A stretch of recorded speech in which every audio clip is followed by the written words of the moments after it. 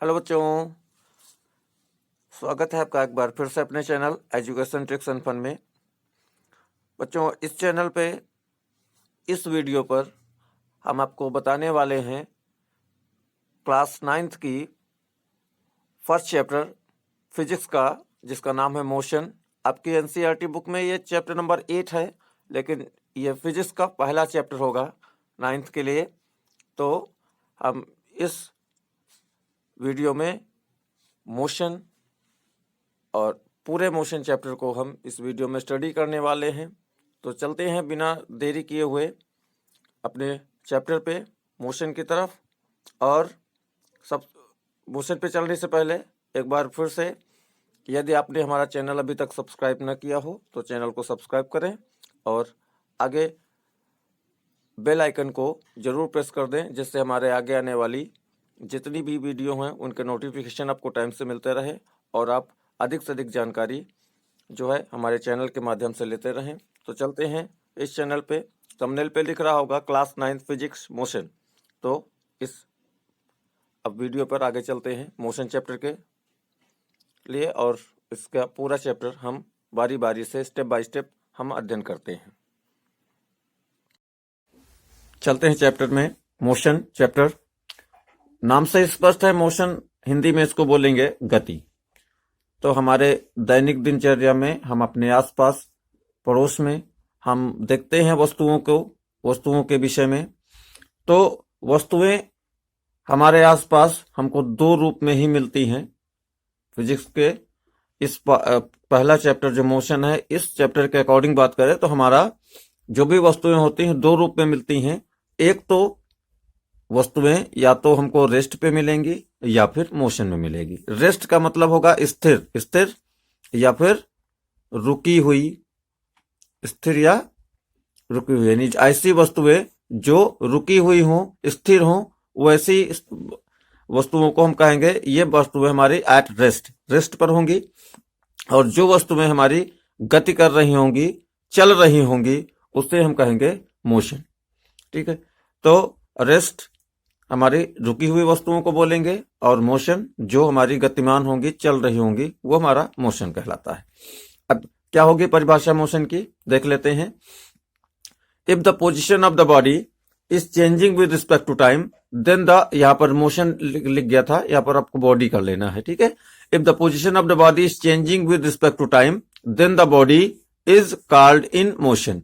इस परिभाषा का अर्थ क्या होगा कि यदि किसी भी ऑब्जेक्ट की या किसी भी बॉडी की यदि स्थिति, उसकी पोजीशन जो है वो चेंज हो, बदलती रहे या बदलती हो विद रिस्पेक्ट टू टाइम के रिस्पेक्ट में, देन तब हम कहेंगे the body is called in motion. तब कहेंगे कि वो बॉडी हमारी मोशन में है या गति में है। जब कोई भी वस्तु समयानुसार अपनी पोजीशन को बदले, तब कहेंगे कि वो बॉडी हमारी मोशन में होगी।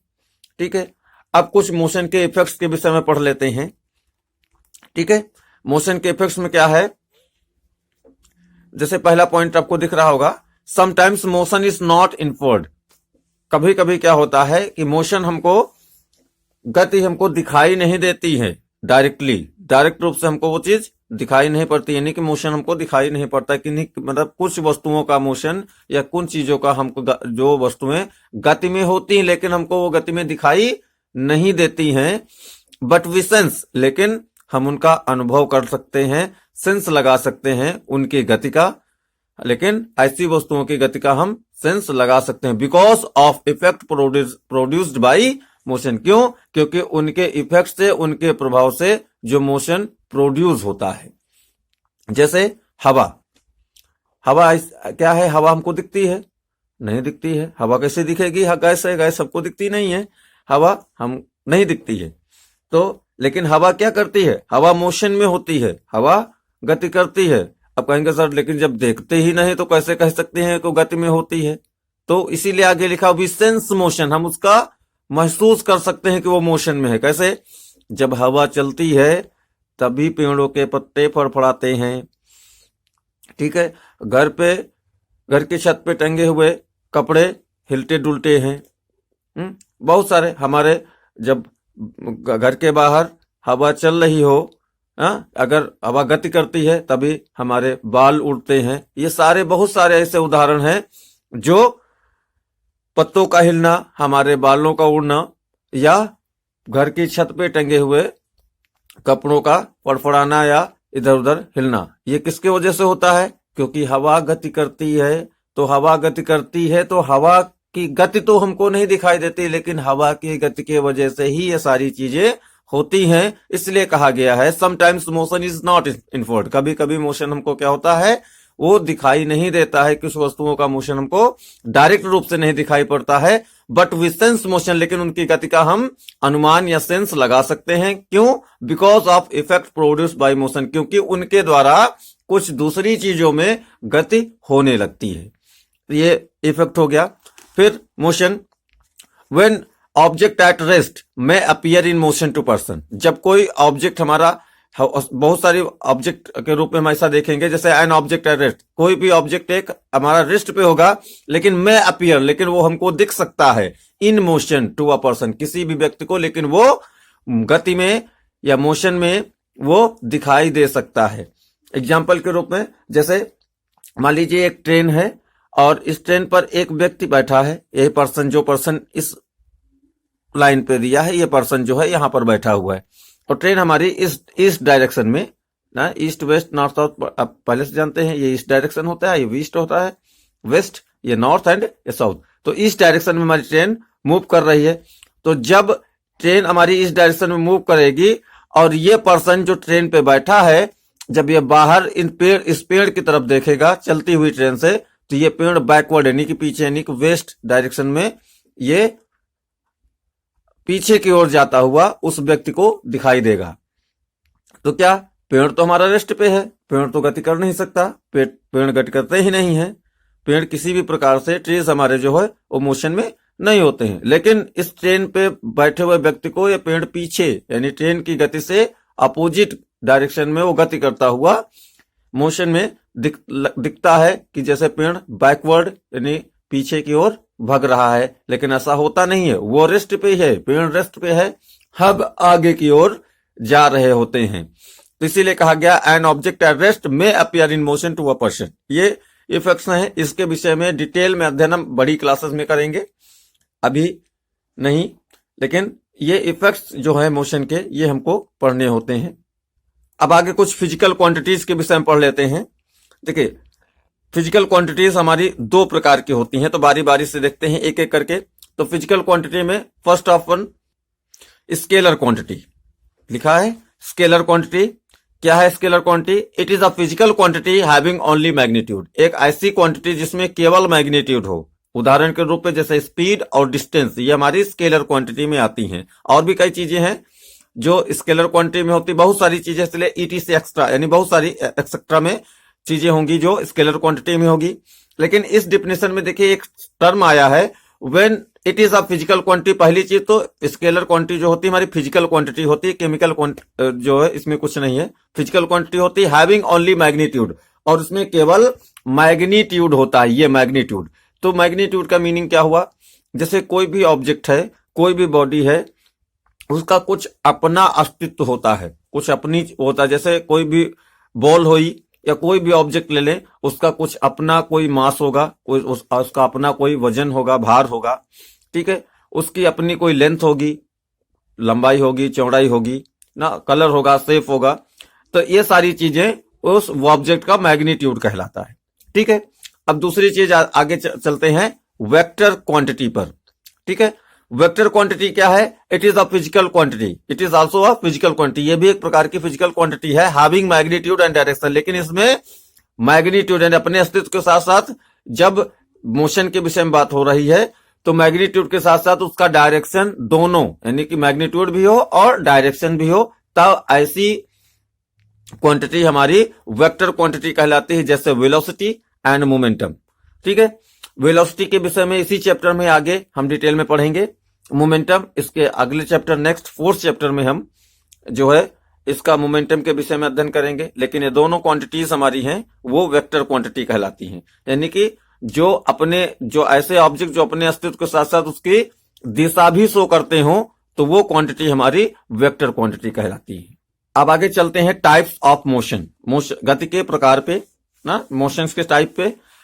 अच्छा, ये मोशंस के टाइप जो हैं ये बेसिस ऑफ पथ ना, रास्ते पथ के अकॉर्डिंग, पथ की बेसिस पर जो टाइप मोशंस के टाइप हम 4 भागों में उसको क्लासीफाई या डिवाइड करते हैं। First of one straight line motion ना, रेखीय गति में जो मोशन होता है स्ट्रेट लाइन मोशन ना। हमारे दैनिक दिनचर्या में ऐसा संभव नहीं है कि हम सीधा एक सीधी रेखा में चले, लेकिन जितना भी सीधी रेखा में चलते हैं वो क्या कहलाता है, स्ट्रेट लाइन मोशन ना। When object move on straight line, जब कोई ऑब्जेक्ट क्या हो, स्ट्रेट लाइन पे मूव करता हो। नेक्स्ट है circular motion, when object moves and in a circular motion, यानी कि सर्कुलर पाथ पे अगर वो मोशन दौड़े, रन करे या मूव करे तो ऐसा मोशन हमारा सर्कुलर मोशन कहलाता है। थर्ड होता है rotational motion, when object moves on its axis, वो अपनी एक्सिस पर क्या है, मूव करे तो वो रोटेशनल मोशन कहलाता है। अब थोड़ा सर्कुलर मोशन और रोटेशनल मोशन के विषय में अंतर हम थोड़ा समझ लेते हैं। सर्कुलर मोशन और रोटेशनल मोशन क्या होता है, देखिए जैसे कोई एक पर्सन है, वो यहाँ ए पॉइंट से यहाँ पे रन करता है एंटी क्लॉकवाइज डायरेक्शन में ना, इस डायरेक्शन में ऐसे क्या करता है, ये दौड़ना शुरू करता है और उसी ए पॉइंट पर फिर आ जाता है। तो क्या हुआ, ये अपने स्थान से यहां से दौड़ना चालू किया, यानी पोजीशन चेंज की, और चेंज करने के बाद वो फिर उसी पोजीशन पे दौड़ के आ गया, एक सर्कुलर ट्रैक बनाता हुआ। तो ऐसा मोशन हमारा सर्कुलर मोशन कहलाता है। और दूसरी चीज अभी यहां पर जो पढ़ना था हमको, रोटेशनल मोशन। तो सर्कुलर मोशन और रोटेशनल मोशन में क्या अंतर होता है कि यहां पर इस व्यक्ति ने क्या अपनी जगह को यहां से अपनी जगह से हटा था, उसके बाद रन करके फिर वो अपनी जगह पर आया, तो ऐसा मोशन तो सर्कुलर मोशन हो जाएगा। लेकिन जैसे कोई भी ऑब्जेक्ट, जैसे हमारा पेन है, ये अपनी पोजीशन ना बदले, लेकिन ये क्या है, चारों तरफ ऐसे घूमता रहे, तो इसको कहते हैं, ये रोटेशन होता है। ये पेन का हमारा क्या हुआ, रोटेशन। ठीक है, जैसे हमारा पेन हो गया, सॉरी ये, और इसको ऐसे मूव कराते रहे तो ये हमारा रोटेशन हो गया। और यही पेन अगर इस सर्कुलर के चारों तरफ ट्रैक में ऐसे ऐसे घूमे तो ये हमारा हो गया सर्कुलर, यानी कि रिवॉल्यूशन, इसको बोलते हैं रिवॉल्यूशन। इसका एक बेस्ट एग्जांपल देख लेते हैं। जैसे हमारी अर्थ है, पृथ्वी है, वो क्या करती है, वो हमारे सन के चारों ओर जो चक्कर भी काटती है, यानी सर्कुलर मोशन भी करती है, और अपनी एक्सिस पर भी वो घूमा करती है ना। तो जब हमारा पृथ्वी रिवॉल्व्स अराउंड द सन, सन के चारों तरफ वो रिवॉल्व करती है, जिसके वजह से हमारी ऋतु परिवर्तन होते हैं, सीजन्स चेंज होते हैं, और जब अपनी एक्सिस पर ही, केवल अपने स्थान पर भी वो घूमा करती है, जिसकी वजह से हमारे डे एंड नाइट होते हैं। तो ये हुआ सर्कुलर मोशन और रोटेशनल मोशन। नेक्स्ट है ऑसिलेटरी मोशन। ऑसिलेटरी मोशन क्या हुआ, जैसे ये हमारी कोई एक मेन पोजीशन से, मान लीजिए कोई एक ये रस्सी बंधी हुई है, यहाँ पर कोई एक पेंडुलम बांध दिया जाए, कोई भी एक पत्थर का टुकड़ा मान लो, और इसको मूव कराया जाए, तो ये एक बार इधर जाएगा, फिर इधर जाएगा, एक बार इधर जाएगा, एक बार इधर जाएगा। तो ऐसा मोशन हमारा ऑसिलेटरी मोशन कहलाता है। जैसे हमारे जो गांव में झूले पड़ते हैं, झूले एक बार डाल से, रस्सी से बंधी हुई होती है, उसमें नीचे एक लकड़ी का लंबा सा जो है से उस रस्सी से उसको अटैच किया जाता है, और फिर एक बार आगे एक बार पीछे, ऐसे इस मोशन पे वो घूमता रहता है। तो ऐसा मोशन हमारा ऑसिलेटरी मोशन कहलाता है। इतने सारे मोशन के टाइप्स हमने पढ़े, इसमें से लेकिन हमको 9th क्लास में केवल हमको फर्स्ट टाइप यानी स्ट्रेट लाइन मोशन, केवल हमको स्ट्रेट लाइन मोशन ही पढ़ना है। बाकी आगे आने वाली बड़ी क्लासेस में हम सारे मोशंस के विषय में, एक मोशन चैप्टर हमारा बहुत बड़ा फील्ड है, जो हम आगे फर्स्ट ईयर में और आगे तैयारी भी करेंगे अच्छी सी किसी इंजीनियरिंग वगैरह की। तो हमको ये बहुत बड़ी फील्ड है जिसके विषय में हमको पढ़ना होता है, लेकिन अभी के 9th क्लास के लिए केवल हमको स्ट्रेट लाइन मोशन ही पढ़ना है। अब आगे चलते हैं अगले टॉपिक पर। नेक्स्ट टॉपिक हमारा डिस्टेंस एंड डिस्प्लेसमेंट। हिंदी में इसको दूरी तथा विस्थापन बोलते हैं। तो डिस्टेंस एंड डिस्प्लेसमेंट, इसके विषय में बारी बारी से अध्ययन करते हैं। जैसे हम चलते हैं, मान लीजिए कोई हमारा एक ये पॉइंट ए है और एक हमारा ये पॉइंट बी है, ठीक है। अगर हमको ए पॉइंट से बी पॉइंट तक जाना है तो ए पॉइंट से बी पॉइंट तक जाने के लिए हम कई रास्ते अपना सकते हैं ना, कई रास्ते, जैसे हम पहले इधर जाएं, फिर सीधे जाएं, फिर ऐसे जाएं, फिर ऐसे जाएं, उसके बाद इस तरीके से इस बी पॉइंट पर हम आ जाते हैं ऐसे। या हम इधर जाते हैं, फिर ऐसे आए, फिर ये गए, फिर इधर गए, ऐसे गए और यहाँ पहुंच गए। या हम पहले ऐसे गए, ऐसे पहुंच गए, या ऐसे जाए, ऐसे पहुंच गए, हाँ, या ऐसे गए, इस तरह से पहुंच गए। यानी कि इस एक पॉइंट से बी पॉइंट तक जाने के लिए हमारे पास बहुत सारे रास्ते हैं। यानी कि वन पॉइंट से टू सेकेंड पॉइंट तक पहुंचने के लिए हमारे पास इनफाइनाइट पाथ्स पॉसिबल हैं। यानी कि इनफाइनाइट पॉसिबल पाथ्स हमारे वन पॉइंट टू एक दूसरे पॉइंट तक जाने के होते हैं। तो ये सारे हमारा क्या कहलाते हैं? डिस्टेंस कहलाएगी। ये डिस्टेंस कहलाएगी। अगर इस रास्ते से गए तो ये हमारा डिस्टेंस ए से बी तक का होगा, या ऐसे गए तो ये भी हमारा डिस्टेंस होगा, इस रास्ते से गए तो ये भी हमारा डिस्टेंस होगा ना। इनकी दूरी कम ज्यादा हो सकती है। यानी कि जो ये पाथ कवर्ड है जो हमने किया है ये कम ज्यादा हो सकता है, लेकिन ए पॉइंट से बी पॉइंट तक पहुंचे। और भी कई रास्ते हो सकते हैं। तो दैट्स ये हमारा हो गया डिस्टेंस। लेकिन अभी हमने कहा कि ए पॉइंट और बी पॉइंट तक एक ऐसा भी रास्ता होगा जो सबसे शॉर्टेस्ट होगा, सबसे शॉर्टकट, सबसे शॉर्टेस्ट डिस्टेंस। ए पॉइंट से बी पॉइंट तक जाने की जो सबसे शॉर्टेस्ट डिस्टेंस होगी वो हमारी डिस्प्लेसमेंट कहलाती है। यह बेसिक अंतर है डिस्टेंस एंड डिस्प्लेसमेंट का। ए पॉइंट से अगर कोई ऑब्जेक्ट चलता है तो ए पॉइंट को हम कहेंगे इनिशियल पोजीशन। क्या बोलेंगे? Initial position. और बी पॉइंट को हम बोलेंगे फाइनल पोजीशन। क्या बोलेंगे? Final position. तो ए पॉइंट से बी तक अगर कोई भी हम ट्रैवल हम करते हैं बी पॉइंट तक जाने के लिए किसी भी दिशा से, तो वो हमारा डिस्टेंस कहलाएगा। लेकिन ए से बी तक पहुंचने का जो शॉर्टेस्ट डिस्टेंस होगी या शॉर्टेस्ट जो पाथ कवर्ड होगा वो हमारा डिस्प्लेसमेंट कहलाएगा।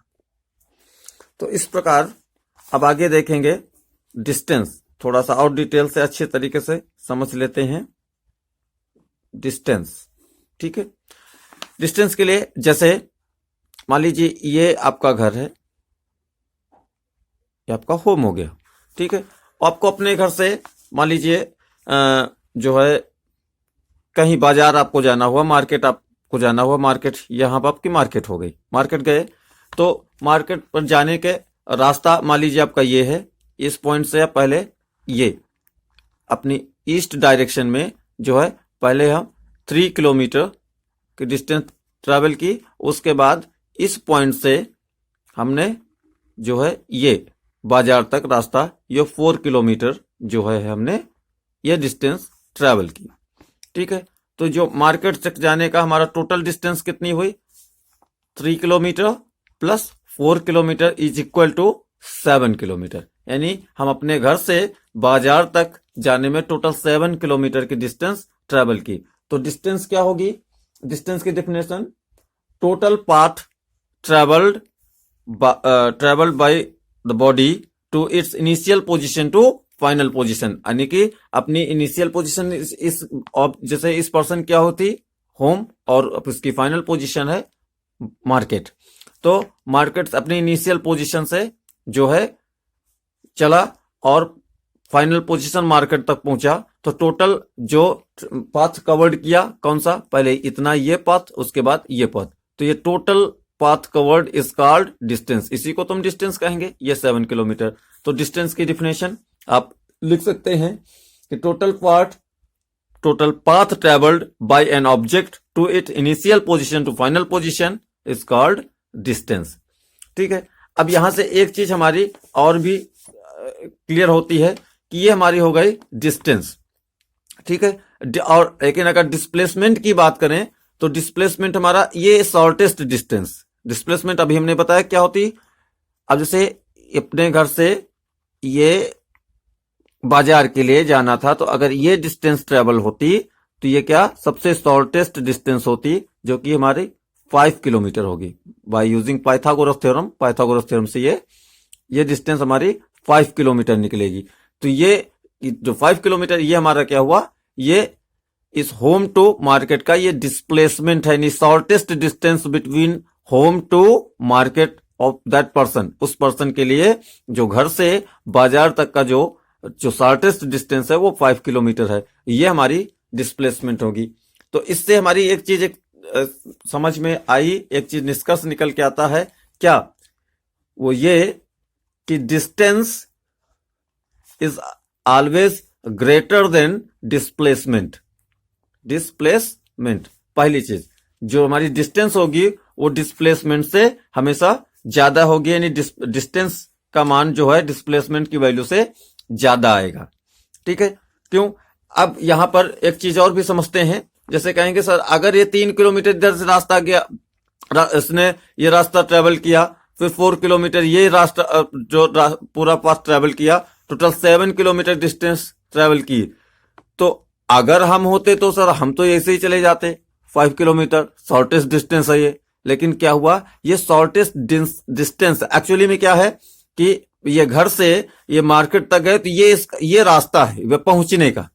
ठीक है, ये हो सकता है पॉसिबल वहां पथ ना हो, लेकिन शॉर्टेस्ट डिस्टेंस तो है ये 5 किलोमीटर पे। अगर सीधी शॉर्टेस्ट डिस्टेंस देखा जाए तो उसके घर से बाजार मात्र 5 किलोमीटर है, लेकिन वो इधर से रास्ता नहीं हो सकता है, उधर से कोई रास्ता ना हो, किसी के घर पड़ते हो, नदी पड़ती हो, पेड़ पड़ते हो, तालाब पड़ता हो, कुछ भी पड़ता हो, तो उससे रास्ता नहीं है। तो क्या हुआ, तो हमको तो रास्ता यही ट्रेवल करना होगा ना। लेकिन ये क्या है, घर से मार्केट की जो शॉर्टेस्ट डिस्टेंस है।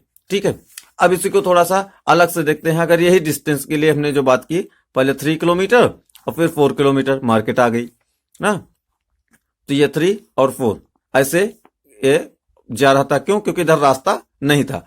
अगर मान लीजिए ये होम ए पॉइंट और बी इसका बाजार हो गया, ठीक है, इसका घर ये हो गया और ये मार्केट हो गई बी पॉइंट। ठीक, अगर लेकिन मान लीजिए ये रास्ता होता, ये शॉर्टेस्ट डिस्टेंस होती और ये पथ भी होता, क्या होता, ये पथ भी होता, तो ऐसी कंडीशन पे क्या हुआ, ये अगर रास्ता है तो फिर कोई इधर से क्यों जाएगा, फिर तो सीधा ही शॉर्टकट 5 किलोमीटर जाएगा कि नहीं जाएगा। तो इससे क्या हुआ, अब इस पॉइंट ऑफ व्यू से देखा जाए तो दूसरी चीज निष्कर्ष निकल के आता है हमारा कि डिस्टेंस जो है वो डिस्प्लेसमेंट के बराबर भी हो सकता है। यानी कि अगर दोनों चीजों को हम ऐड कर दें तो जो डिस्टेंस जो होगी, यानी ये जो डिस्टेंस होगी ग्रेटर देन और इक्वल टू द डिस्प्लेसमेंट, क्या हो गई, जो डिस्टेंस होगी डिस्प्लेसमेंट के या तो बराबर होगी या फिर उससे बड़ी होगी। यानी कि डिस्टेंस जो है डिस्प्लेसमेंट से छोटा नहीं हो सकता। ठीक है, लेकिन क्या है, ये डिस्टेंस और डिस्प्लेसमेंट में अभी इस कंडीशन पे क्या था, इस कंडीशन में रास्ता तो हमारा ये था, यहां से हम गए थे तो ये डिस्टेंस हो गया, यानी कि हमें एक्चुअल पथ ये हमने कवर्ड किया है, ये एक्चुअल पथ है, और ये इसका पथ नहीं था, एक्चुअल पथ नहीं है, लेकिन ये शॉर्टेस्ट डिस्टेंस है। इट मींस हम कह सकते हैं कि डिस्टेंस क्या होती है, डिस्टेंस हमारा एक्चुअल कवर्ड पाथ होता है, जो डिस्टेंस कहलाता है। डिस्प्लेसमेंट जरूरी नहीं है कि वो जो शॉर्टेस्ट डिस्टेंस या जो 5 किलोमीटर थी, हमने बताया कि इधर से रास्ता मान लीजिए ना हो तो ये रास्ता तो नहीं है, इसके केवल शॉर्टेस्ट डिस्टेंस होती है। ये ट्रैवलिंग पाथ अगर मान लीजिए ना हो, कवर ना किया जाए, तो डिस्प्लेसमेंट हमारा एक्चुअल पाथ नहीं होता है, डिस्टेंस हमारा एक्चुअल पाथ होता है। ठीक है, तो ये चीजें समझनी थी। Distance is always greater than displacement और इक्वल टू द डिस्प्लेसमेंट। तो हम डिस्प्लेसमेंट की डिफिनेशन लिख सकते हैं क्या, डिस्प्लेसमेंट डिफिनेशन क्या होगी, अगर डिस्प्लेसमेंट की डिफिनेशन लिखें तो क्या होगा, the shortest distance between the shortest, अब यहां पर डिस्टेंस ही बोलेंगे ऐसे, द शॉर्टेस्ट डिस्टेंस बिटवीन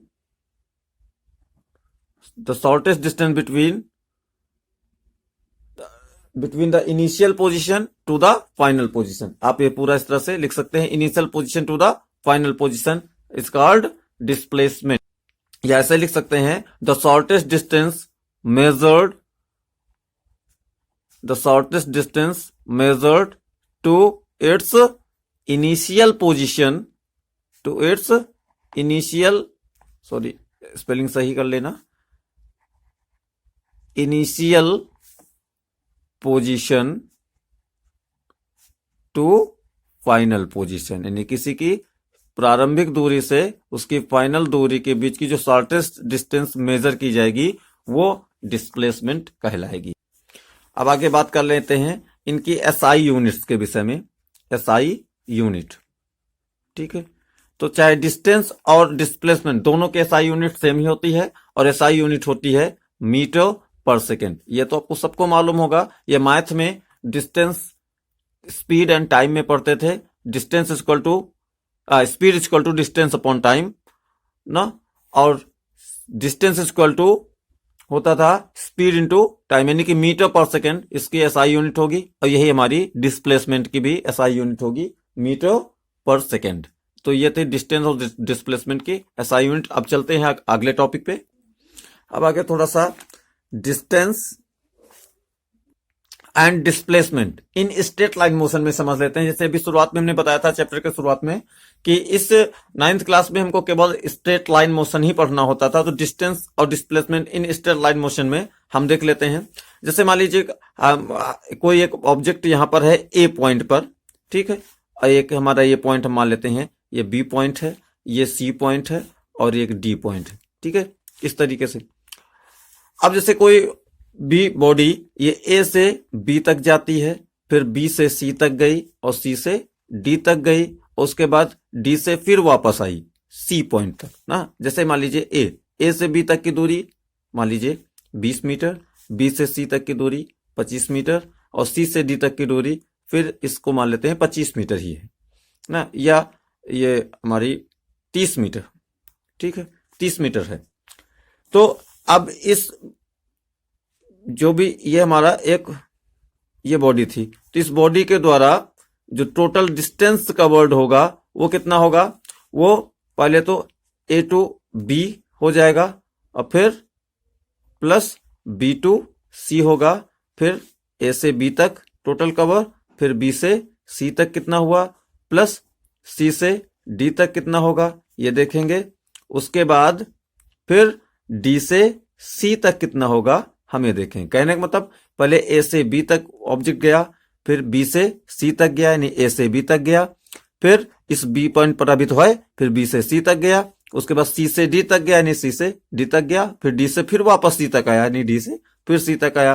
तो ए से बी तक की दूरी हमारी थी 20 मीटर, प्लस बी से सी तक गया यानी 25 मीटर की डिस्टेंस ट्रेवल की। उसके बाद सी से डी तक गया, वो 30 मीटर डिस्टेंस ट्रेवल की। उसके बाद डी से सी फिर वापस आया, यानी कि 30 मीटर फिर वापस आ गया। तो हमारी टोटल डिस्टेंस इस ऑब्जेक्ट द्वारा ट्रेवल की गई कितनी हो जाएगा, 30 एंड 30 हो गया 60, और 60 और 20 हो गए 80, और ये 25 कितना हो जाएगा 105 मीटर। यानी कि देखो 30 30 60 और 60 और 25 कितना हो गया 85, और 20 105 मीटर। अगर यहीं पर अगर डिस्प्लेसमेंट की बात करते, डिस्प्लेसमेंट, ठीक है, अगर यहीं पर हम डिस्प्लेसमेंट की बात करें तो डिस्प्लेसमेंट क्या होता है, किसी भी ऑब्जेक्ट के इनिशियल पोजीशन और फाइनल पोजीशन की शॉर्टेस्ट डिस्टेंस। तो ये तो स्ट्रेट लाइन मोशन ही है ना, ये सीधी रेखा में ही ऑब्जेक्ट ट्रेवल कर रहा है, तो स्ट्रेट लाइन मोशन में ही डिस्टेंस और डिस्प्लेसमेंट हम ज्ञात कर रहे हैं, तो इस तो स्ट्रेट लाइन मोशन ही जा रहा है ना। लेकिन अब पहले ऑब्जेक्ट ए से बी गया था, बी से सी गया, फिर सी से डी गया, उसके बाद डी से सी फिर वापस आया, तो डिस्टेंस तो टोटल हमारा 20 और 25 फिर 30, उसके बाद फिर 30, टोटल ऐड करा 105 आया, तो डिस्टेंस हो गई। लेकिन अब इस वक्त फाइनल पोजीशन में ऑब्जेक्ट सी पॉइंट पर है, कहां पर सी पॉइंट पर है, और ए से चला था, तो ए से सी तक की डिस्टेंस ये हमारी डिस्प्लेसमेंट कहलाएगी, यानी कि ए टू बी और प्लस बी टू सी। यहां पर ऑब्जेक्ट हमारा है, तो ये यही हमारा डिस्प्लेसमेंट कहलाएगा। तो ए से बी की डिस्टेंस जो है वो यहां से ए से बी तक वो 20 है, और प्लस बी से सी तक ये 25 है, तो डिस्प्लेसमेंट हमारा हो गया 45 मीटर। अब यहां देखिए डिस्टेंस बड़ा है और डिस्प्लेसमेंट छोटा है। जो पहले हमने बताया था कि डिस्टेंस हमेशा या तो डिस्प्लेसमेंट से बड़ा होगा या फिर इक्वल होगा, ठीक है। तो ये इन स्ट्रेट लाइन मोशन में हमने समझा डिस्टेंस और डिस्प्लेसमेंट को। नेक्स्ट है हमारा यूनिफॉर्म मोशन, ठीक है। अब टाइप्स ऑफ मोशन में अभी देखना है uniform motion and non uniform motion, तो बारी बारी से देखते हैं। फर्स्ट वन यूनिफॉर्म मोशन, ठीक है। यूनिफॉर्म मोशन डिफिनेशन, देखते हैं ये है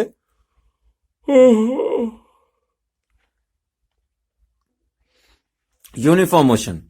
if any body covers equal distance in equal intervals of time, जब हमारा कोई भी ऑब्जेक्ट अगर बराबर दूरी और इक्वल इंटरवल्स ऑफ टाइम में ही कवर करे, उसे हम इक्वल इंटरवल्स ऑफ उसे हम यूनिफॉर्म मोशन बोलेंगे। यूनि का मतलब होता है एक जैसा, यूनिफॉर्म एक जैसी गति, उसको हम बोलेंगे यूनिफॉर्म मोशन। ठीक है, इस यूनिफॉर्म मोशन इस जो डिस्टेंस डेफिनेशन है, इसको हम इस एग्जांपल समझ लेते हैं। जैसे ये ए हमारी इनिशियल पोजीशन है और ये बी, ये मान लीजिए हमारी फाइनल पोजीशन है। ठीक है, तो अगर हम इनिशियल पोजीशन से इस फाइनल पोजीशन तक हमको जाना है, तो मान लीजिए 9 बजे हम यहां से चलते हैं और 9:01 पर 10 मीटर की दूरी हमने तय कर ली। फिर 9:01 के बाद इस पॉइंट से इस पॉइंट तक पहुंचे, 9:02 पर यहां तक पहुंच गए और देखा डिस्टेंस हमने टोटल 10 मीटर ही तय की। फिर आगे 9:03 तक 10, फिर 9:04 में 10, फिर 9:05 पे अपनी फाइनल पोजीशन पे आ गए और 10 मीटर की डिस्टेंस तय की। तो इसमें क्या हुआ कि 9 बजे हम चले थे और 9:01 यानी 1 मिनट के बाद हम 10 मीटर की डिस्टेंस ट्रेवल किए।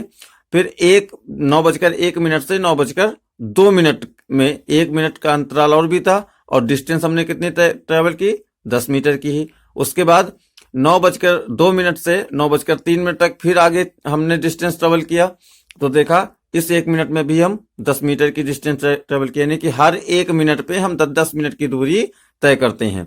यानी कि 9 से 9:01 यानी 1 मिनट में 10 मीटर ट्रेवल किया था। उसके बाद अगले मिनट में फिर भी 10 मीटर, फिर अगले मिनट में 10 मीटर, फिर अगले यानी कि हर 1 मिनट में 10 मीटर की दूरी तय कर रहे हैं, यानी कि हम इक्वल डिस्टेंस का ट्रेवल कर रहे हैं इक्वल इंटरवल्स ऑफ टाइम। यानी ए से बी तक जाने में हमको टोटल 5 मिनट लग रहे हैं। ठीक है, तो इसको 5 मिनट को 5 इंटरवल्स में इसको हमने डिवाइड किया और हर इंटरवल में डिस्टेंस देखा 10 मीटर 10 मीटर 10 मीटर 10 मीटर आ रही है। इससे यह ऐसा अब तो क्या हुआ, हर सेकेंड हर मिनट में हम 10 मीटर, हर मिनट में 10 मीटर जा रहे हैं, डिस्टेंस हमारी ट्रेवल हो रही है, तो हम कहेंगे ऐसा मोशन हमारा यूनिफॉर्म मोशन होगा। और ऐसा एवरेज अगर निकालते हैं तो टोटल डिस्टेंस हमने कितने ट्रेवल की, 10 20 30 40 एंड 50 और टोटल टाइम लगा 1 2 3 4 5 यानी टोटल 5 मिनट, 1 2 3 4 5 मिनट, तो 50 मीटर अपॉन 5 मिनट, तो 5 पंजा 5 5 10 जा 50 यानी 10 मीटर पर मिनट, यानी कि जो हमारी यूनिफॉर्म स्पीड है वो 10 मीटर, यानी कि हर मिनट में हम 10 मीटर की डिस्टेंस ट्रेवल कर रहे हैं। और देखो अगर हर मिनट में वास्तव में अगर कर रहे हैं तो ये हमारा मोशन यूनिफॉर्म मोशन कहलाएगा। फिर नेक्स्ट है नॉन यूनिफॉर्म मोशन। ठीक है, नॉन यूनिफॉर्म मोशन क्या है, यूनि मतलब एक जैसा, नॉन मतलब जो नहीं, जो एक जैसा मोशन नहीं हो उसे हम नॉन यूनिफॉर्म मोशन कहेंगे। If any body covers unequal distance in equal intervals of time, यदि कोई भी बॉडी हमारी अनइक्वल डिस्टेंस यानी बराबर दूरी एक समान ना ट्रैवल करे उतने ही समय पर, तो वो हमारा नॉन यूनिफॉर्म मोशन कहलाता है। जैसे मान लीजिए एक दूसरा कोई व्यक्ति है, ए वही ये बी पॉइंट, उसी तरीके से देखते हैं और ये इसकी ये स्ट्रेट लाइन मोशन की डायरेक्शन हो गई ये। ठीक है, अब मान लीजिए 9 बजे देख दूसरा बंदा यहाँ ए पॉइंट से चलता है नहीं अपनी इनिशियल पोजीशन से, और 9:01 पर ये डिस्टेंस ट्रेवल करता है, फिर 9:02 पर ये डिस्टेंस ट्रेवल करता है और 9:03 पर ये डिस्टेंस ट्रेवल कर, देखा तो यहाँ पर ये 10 मीटर की डिस्टेंस ट्रेवल किया। उसके बाद घड़ी देखी, हम बी पोजीशन पहुंचे, थोड़ा हमको लगता है लेट हो रहे हैं तो अपनी स्पीड बढ़ा दी और इसमें ये 20 मीटर डिस्टेंस ट्रेवल कर दी। फिर 2 से 3 तक जाने में ये केवल 8 मीटर डिस्टेंस ट्रेवल किया और डी से जो है यहां तक पहुंचने में या ये 4, ये मान लीजिए बी पॉइंट हमारा ये है, सॉरी बी पॉइंट हमारा ये है, ये 9:04 हो जाएगा। ठीक है, और ये 9:05 यानी कि फाइनल पोजीशन 5 मिनट में। अभी यूनिफॉर्म में 5 मिनट में ही हमने देखा था, तो 5 मिनट के अनुसार ही हमने इसमें भी आपको बता रहे हैं क्योंकि आपको क्लियरली समझ में आ जाए। ठीक, 10 गया, फिर सेकेंड मिनट में भी मान लेते हैं 10 गया, फिर इसमें देखा थोड़ा लेट हो गया 8 मीटर हो गया। ठीक है, उसके बाद फिर यहां पर देखा तो ये 22 मीटर डिस्टेंस ट्रेवल कर दी, ठीक है। और उसके बाद यहाँ पर 25 नहीं 27 मान लेते हैं, 27 बहुत लेट देखा हम, बहुत लेट हो गए, आगे तेज स्पीड तेज कर दिए, 27 मीटर पे पहुंच गए। फिर आगे देखा ये नेक्स्ट 15 मीटर नेक्स्ट सेकंड पे, तो क्या हुआ 8 बजे यहाँ पर वो व्यक्ति चला, 9 बजे चला, और 9:01 पे देखा तो डिस्टेंस कितनी ट्रेवल की 10 मीटर। और फिर 9:02 पर यानी अगले 1 मिनट पे फिर 10 मीटर डिस्टेंस ट्रेवल किया। अगर अभी तक देखा जाए तो ये हर 1 मिनट में 10 मीटर, ये फिर अगले हर 1 मिनट में 10 मिनट, यानी कि 9:02 तक देखा जाए तो ये मोशन हमारा अभी यूनिफॉर्म मोशन है, जैसे अभी हमने पहले समझा दिया। अब उसके बाद 9:02 से 3 मिनट में देखा तो 1 मिनट बीता, लेकिन अब की डिस्टेंस इसने केवल 8 मीटर ही ट्रेवल की ना, तो 8 मीटर ट्रेवल की। अभी देखा तो वो पीछे हो गया कि अभी हमको जिस समय पर हमको अपने फाइनल पोजीशन 20 पोजीशन पे पहुंचना चाहिए था, उसको लगा कि अभी हम तो बहुत पीछे हैं। तो अब आगे क्या हुआ, अगले मिनट में उसने अपनी स्पीड बहुत ज्यादा बढ़ा दी, चलने की गति बहुत तेज कर दी। तो देखा जस्ट अगले मिनट में 9:03 के बाद से 9:04 तक में कि वो टोटल 27 मीटर की डिस्टेंस ट्रेवल कर दी, 27 मीटर ना। और फिर फिर देखा अब तो काफी आ गए, अब आराम से चल सकते भाई, अब तो बहुत पहुंच गए, अब थोड़ी सी डिस्टेंस बची है तो थोड़ा आराम से चलना शुरू कर दिया। लेकिन फिर भी पहले से गति सबसे तेजी थी, तो क्या हुआ 15 मीटर डिस्टेंस अगले मिनट में, 5वें मिनट में टोटल डिस्टेंस ट्रेवल की ना। तो इसमें क्या हुआ, हर पहले मिनट में 10 मीटर, फिर सेकेंड मिनट में फिर 10 मीटर, फिर सेकेंड मिनट में 8 मीटर की डिस्टेंस, फिर अगले मिनट में 27 मीटर 27 मीटर की, और लास्ट के मिनट में 15 मीटर की डिस्टेंस ट्रेवल की। तो क्या हुआ, मिनट टाइम तो इक्वल हो रहा, हर 1 मिनट में 5 को डिवाइड कर दिया हर 1 मिनट के अनुसार, लेकिन डिस्टेंस कैसी है, ये एक जैसी इक्वल डिस्टेंस नहीं ट्रेवल कर रहा है, अलग अलग डिस्टेंस ट्रेवल कर रहा है। तो ऐसा मोशन हमारा नॉन यूनिफॉर्म मोशन कहलाएगा। और इसको भी अगर देखो टोटल डिस्टेंस किसने ट्रेवल की 10 20 ना, अगर उस हिसाब से देखा जाए तो ये भी हमारा 10 मीटर पर मिनट ही आएगा। कैसे, 10 और 10 मिलाकर 20, और 20 और 20 और में 8 मिला देंगे 28, और फिर 27 और फिर 15, ठीक है। तो ये 8 7 15, 15 5 20, 0 कैरी 2 ना, 2 2 4 2 6 एंड 7 70 मीटर हो जाएगा टोटल ये, और 5 मीटर के अकॉर्डिंग ना।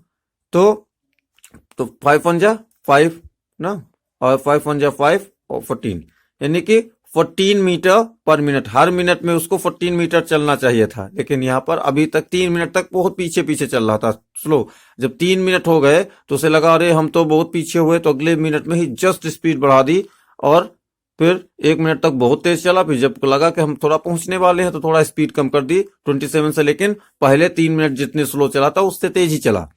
तो ऐसा हमारा डिस्टेंस ऐसा हमारा मोशन नॉन यूनिफॉर्म मोशन कहलाता है। क्लियर हो गई होगी बात, uniform motion and non uniform motion. Uniform and non uniform motion के बाद अब अभी हमको इसी चैप्टर पे आगे पढ़ना है स्पीड, वेलोसिटी, एक्सेलरेशन। ये अभी आपके टॉपिक्स जो है आगे पढ़ना शेष है, इंपॉर्टेंट टॉपिक्स हैं, जैसे वेलोसिटी एंड एक्सेलरेशन अभी हमको पढ़ना है। तो ये आगे का जो भी बचा हुआ भाग है स्पीड, वेलोसिटी एंड एक्सेलरेशन, ये इसी चैनल पे आपको सेकंड पार्ट में मिलेगा। फर्स्ट पार्ट में इतना ही, पहले इतने की आप वीडियो को पोस्ट करके अच्छे से नोट बनाएं, समझ लीजिए, समझें, और फिर जब ये अच्छे से तैयार हो जाए तो सेकंड पार्ट भी इसके बाद जरूर देखें। और सेकंड पार्ट का लिंक इसी वीडियो के डिस्क्रिप्शन में आपको मिल जाएगा, वहां से आप सेकंड पार्ट डिस्क्रिप्शन के लिंक के माध्यम से आप सेकंड पार्ट देख सकते हैं, ठीक है। तो अभी आपके लिए बस इतना ही, और बाकी का शेष भाग इस चैप्टर का वो सेकंड पार्ट में लेकर फिर आपके अपने चैनल, इसी channel education tricks and fun के माध्यम से फिर आपके सामने इसका शेष भाग लेकर उपस्थित होंगे, ठीक है। तब तक के लिए आप इतनी तैयारी जो है करेंगे। और लास्ट में चलते चलते फिर एक बार कह दें कि यदि अभी तक आपने हमारा चैनल सब्सक्राइब ना किया हो तो हमारा चैनल सब्सक्राइब करके बेल आइकन प्रेस कर दें, जिससे आगे आने वाली जो भी हमारी एजुकेशनल वीडियो हो वो आपको टाइम से देखने को प्राप्त हो जाए।